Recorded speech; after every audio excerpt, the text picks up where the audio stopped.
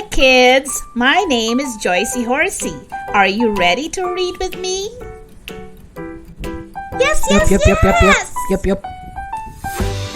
Okay, let's go! Don't forget to like, share, and subscribe! Today, we are going to read the book Young Squanto, The First Thanksgiving. Are you ready? Let's begin. Squanto ran through the fields with the other children of the Patuxet tribe. They shouted to chase the birds away from the corn and beans. The Native Americans worked hard to make enough food to last through the winter. They lived near what we now call Plymouth, Massachusetts. When Squanto was about 14 years old, he saw a ship sailing toward shore. Some of the villagers were afraid of the strange new people, but the sailors brought many things to trade to show that they wanted to be friends.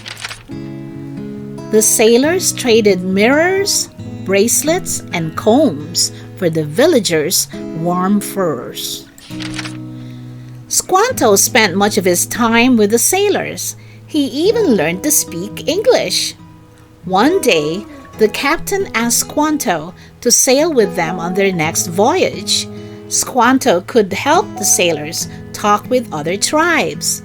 Squanto's father allowed him to go. Squanto was sad to leave his family, but he was very excited to take the trip.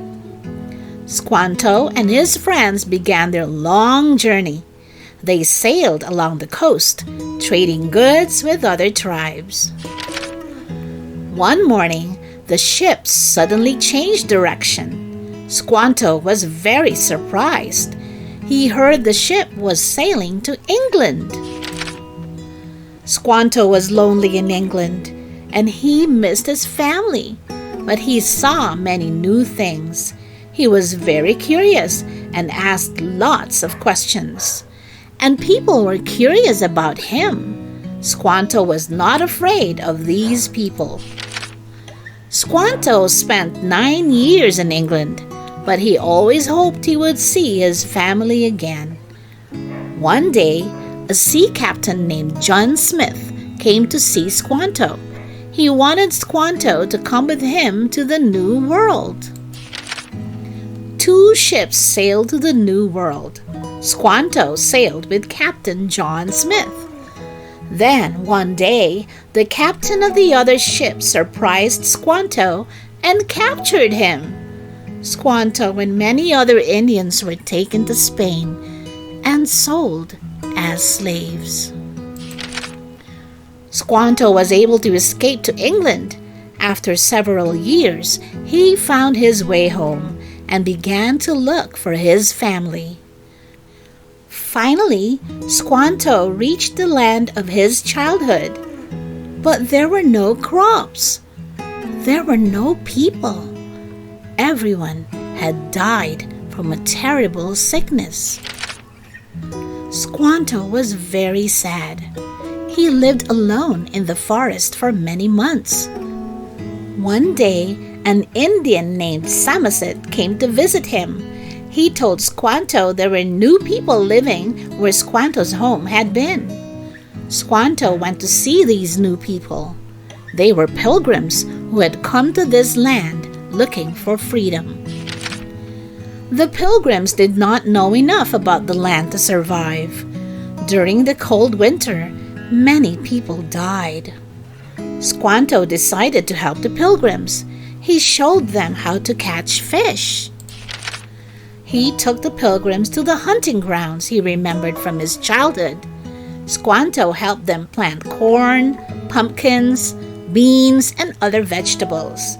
He told the children to run through the fields, shouting to scare the birds away, just as he had done as a boy. When fall came, the pilgrims were ready to harvest their crops. They shared the food with Squanto and their new friends. The smell of cooked turkeys, wild cranberries, and warm bread filled the air. Everybody joined in the feast. They laughed, sang songs, and played games for days. They were celebrating the first Thanksgiving, and the pilgrims had much to be thankful for, most of all for their new friend, Squanto.